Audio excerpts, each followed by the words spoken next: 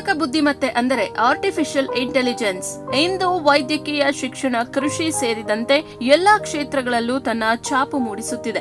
ಅದರಲ್ಲೂ ಔಷಧ ತಯಾರಿಕೆ ಮತ್ತು ಗುಣಮಟ್ಟದ ನಿಯಂತ್ರಣದಲ್ಲಿ ಎಐ ಮಹತ್ವದ ಪಾತ್ರ ವಹಿಸುತ್ತಿದೆ ಎಂದು ತಜ್ಞರು ಅಭಿಪ್ರಾಯಪಟ್ಟಿದ್ದಾರೆ. ತುಮಕೂರಿನ ಶ್ರೀದೇವಿ ಔಷಧ ವಿಜ್ಞಾನ ಮಹಾವಿದ್ಯಾಲಯದಲ್ಲಿ ನಡೆದ ರಾಷ್ಟ್ರೀಯ ವಿಚಾರ ಸಂಕಿರಣದಲ್ಲಿ ಇದೇ ವಿಚಾರ ಪ್ರಮುಖ ಚರ್ಚೆಗೆ ಗ್ರಾಸವಾಯಿತು. ಹೌದು, ತುಮಕೂರಿನ ಶ್ರೀದೇವಿ ಔಷಧ ವಿಜ್ಞಾನ ಮಹಾವಿದ್ಯಾಲಯ, ರಾಜೀವ್ ಗಾಂಧಿ ಆರೋಗ್ಯ ವಿಜ್ಞಾನ ವಿಶ್ವವಿದ್ಯಾಲಯ ಹಾಗೂ ಕರ್ನಾಟಕ ರಾಜ್ಯ ಫಾರ್ಮಸಿ ಕೌನ್ಸಿಲ್ ಸಹಯೋಗದಲ್ಲಿ ನಾವೀನ್ಯತೆ ಮತ್ತು ಡಿಜಿಟಲ್ ಪರಿವರ್ತನೆಯ ಯುಗದಲ್ಲಿ ನಿಯಂತ್ರಣ ವ್ಯವಹಾರಗಳು ಕುರಿತ ರಾಷ್ಟ್ರೀಯ ವಿಚಾರ ಸಂಕಿರಣ ನಡೆಯಿತು.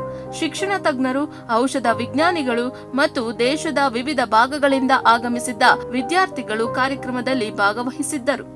ಕಾರ್ಯಕ್ರಮ ಉದ್ಘಾಟಿಸಿ ಮಾತನಾಡಿದ ಸರ್ಶಿಕಾ ಫಾರ್ಮನ್ಜೆಮ್ ತಾಂತ್ರಿಕ ಮುಖ್ಯಸ್ಥ ಪಿ ಮಾದೇಶ್ ಔಷಧ ಕ್ಷೇತ್ರದಲ್ಲಿ ಎಐ ತಂದಿರುವ ಬದಲಾವಣೆಗಳನ್ನು ವಿವರಿಸಿದರು. ಒಂದು ಔಷಧಿಯನ್ನು ಸಂಶೋಧನೆಯಿಂದ ಮಾರುಕಟ್ಟೆಗೆ ತರಲು ಹಿಂದೆ 10 ರಿಂದ 15 ವರ್ಷಗಳು ಬೇಕಾಗುತ್ತಿತ್ತು. ಆದರೆ ಎಐ ಮತ್ತು ನೂತನ ತಂತ್ರಜ್ಞಾನದಿಂದ ಈಗ 2 ರಿಂದ 3 ವರ್ಷಗಳಲ್ಲಿ ಈ ಪ್ರಕ್ರಿಯೆ ಸಾಧ್ಯವಾಗುತ್ತಿದೆ ಎಂದು ತಿಳಿಸಿದರು.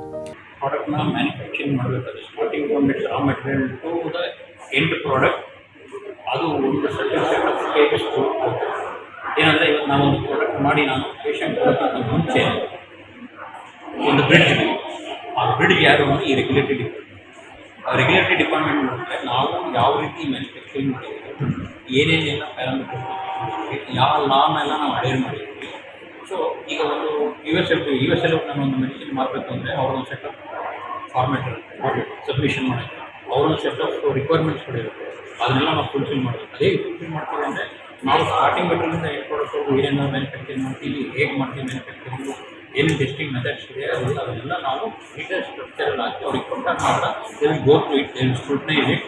ಓಕೆ, ನಮ್ಮಲ್ಲಿ ಈ ಮೆಡಿಸಿನ್ನ ತರಿಸ್ಕೊಂಡು ನಮ್ಮ ಪೇಷಂಟಿಗೆ ನಾವು ಕೊಡೋಕ್ಕೆ ಇವರು ಅರ್ಹರಿದ್ದಾರ ಇಲ್ವಾ ಅನ್ನೋ ಒಂದು ಪ್ರಕ್ರಿಯೆ ನಡೆಸೋದು ಈ regulatory.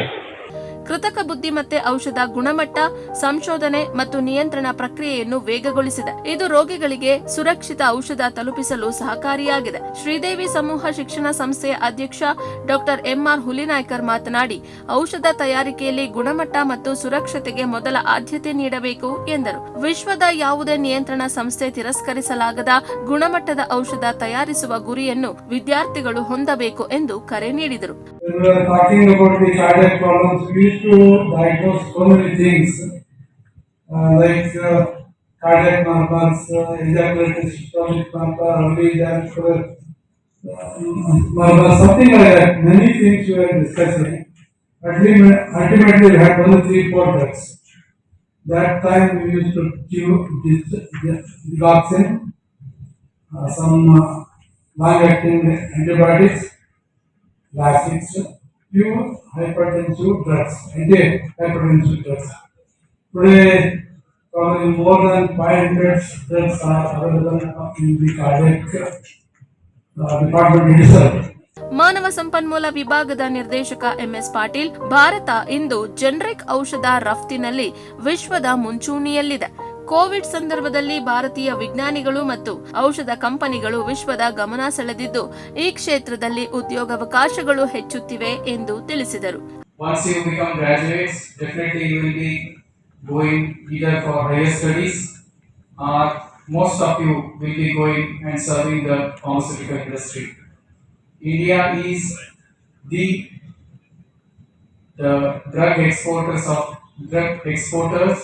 in terms of generic drugs to the world.